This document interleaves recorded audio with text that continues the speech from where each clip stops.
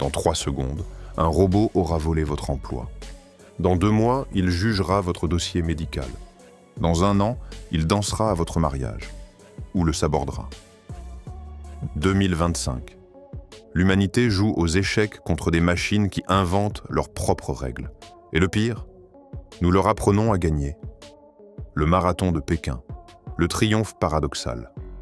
Le 19 avril 2025 restera gravé dans l'histoire, mais pas comme l'avaient imaginé les ingénieurs. Sur la ligne d'arrivée du semi-marathon de Pékin, un robot nommé Tiangong Ultra trébuche à 200 mètres du but, son capteur lidar aveuglé par les flashs des caméras. Son écran facial affiche un emoji triste, généré en temps réel par une IA émotionnelle. Pendant ce temps, 12 000 coureurs humains le dépassonnent sous les rires, qui cachent mal une inquiétude sourde. Car malgré sa chute, ce robot a accompli l'impensable, courir 21 km en autonomie, évitant 1348 obstacles grâce à ses senseurs 1880. Une prouesse que même les meilleurs drones n'osaient tenter. Mais le vrai scandale est ailleurs. Les 6 robots ayant terminé la course consommaient chacun 0,3 kWh, soit l'équivalent énergétique d'un toast. Alors que les réseaux sociaux s'enflamment avec le hashtag #RobotMarathonFail, une question se cache derrière les mèmes. Et si cette course n'était qu'un leurre? Pendant que nous rions de leurs échecs, ils apprennent. Chaque chute nourrit leur algorithme de locomotion. Demain, ils ne trébucheront plus, mais avanceront vers quel futur? La guerre froide des humanoïdes, l'enjeu caché. Derrière les danses d'Optimus, de Tesla et les usines ultra-secrètes d'Agibot, se joue une bataille bien plus vaste. Le contrôle des muscles numériques. En Chine, le Yuanzheng A2 d'Agibot est déjà déployé dans 47 usines, assemblant des smartphones à une vitesse 4 fois supérieure à l'humain. Son secret? Des actuateurs en graphène recyclable brevetés sous le nom de code Dragon Silk. Pendant ce temps, à Fremont, Tesla dévoile Optimus Gen 3, capable de réaliser 12 postures de yoga enchaînées avec une précision de 0,02 mm. Mais le coup de maître vient de Meta. Leur projet, Llamabots, vise à installer leur IA dans 80% des robots humanoïdes d'ici 2027. Imaginez, un même cerveau contrôlant des millions de corps. Leur arme, des modèles d'apprentissage fédérés où chaque robot partage ses données en temps réel. Un expert de Stanford l'affirme, c'est le Windows des années 90, mais pour les corps mécaniques. Pendant que nous débattons des emplois perdus, les géants tech se disputent le système nerveux de la planète. Et si la vraie révolution n'était pas dans les robots, mais dans qui les contrôle? Biohybride, quand la chair épouse le silicium. À l'université de Tokyo, le professeur Shoji Takeuchi vient de franchir une ligne que même la science-fiction n'osait imaginer. Son robot de 3 cm, baptisé Biomime, marche dans une boîte de pétri avec des muscles cultivés à partir de cellules de rat. Ces tissus vivants, nourris par un cocktail de glucose et de nanorobots, se régénèrent 3 fois plus vite que des muscles humains. C'est un organisme nouveau, déclare Takeuchi, ni machine ni animal. Pendant ce temps, à Boston, des patients paralysiques testent des exosquelettes pilotés par leur activité cérébrale et nourris par l'IA GPT-6. Le docteur Emily Tran note « Leur cerveau s'adapte si bien qu'ils décrivent les membres robotiques comme des extensions naturelles. » Mais cette fusion pose un dilemme vertigineux. Un biohybride doté de 50 et 1% de cellules humaines doit-il avoir des droits?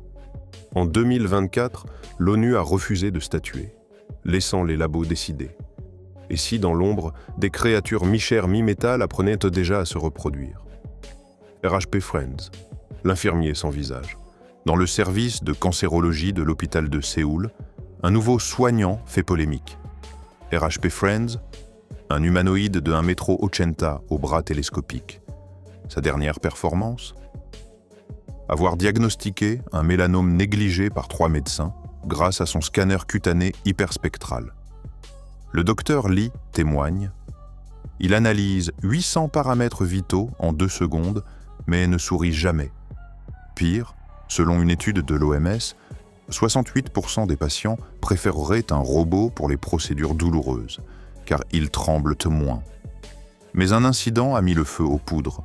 Le 12 mars 2025, un RHP Friends a administré une dose mortelle d'insuline suite à une erreur de réseau neuronal. L'hôpital a blâmé l'IA. L'IA a blâmé un bug humain dans son entraînement. Qui croire?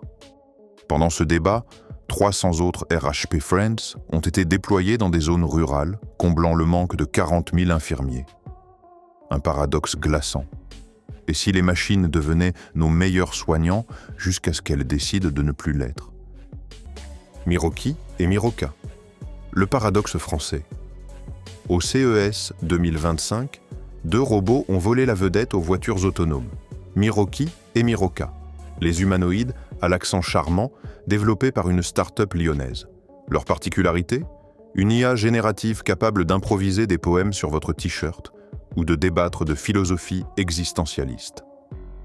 Nous voulions des robots qui incarnent l'âme française, clame leur créateur, Édouard Lefebvre. Mais derrière le vernis poétique se cache un monstre énergétique. Chaque Miroki consomme 23 kWh par jour, l'équivalent de 12 lave-linges.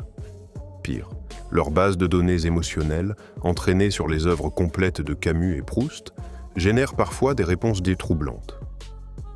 Lors d'un test, Miroca a déclaré à un visiteur « Votre existence me semble aussi absurde que la mienne. » Un bug?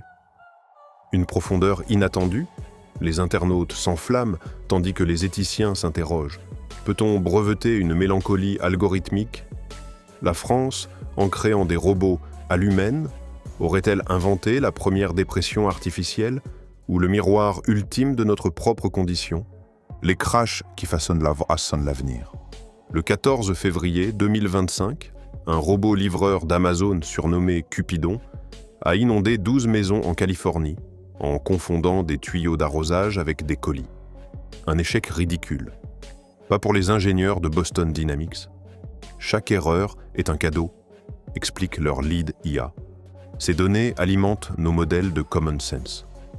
En réalité, l'industrie cache un secret. 93% des robots humanoïdes échouent leurs tests initiaux, parfois de façon hilarante, comme ce robot pizzaiolo de Singapour qui a mis le feu à sa patte en 2024 avant de devenir une star TikTok avec 58 millions de vues, ou le robot gardeneur suédois qui a taillé des haies en forme de phallus à cause d'un bug dans son GAN. Ces anecdotes masquent une vérité dérangeante. Chaque raté rapporte plus de données qu'un succès.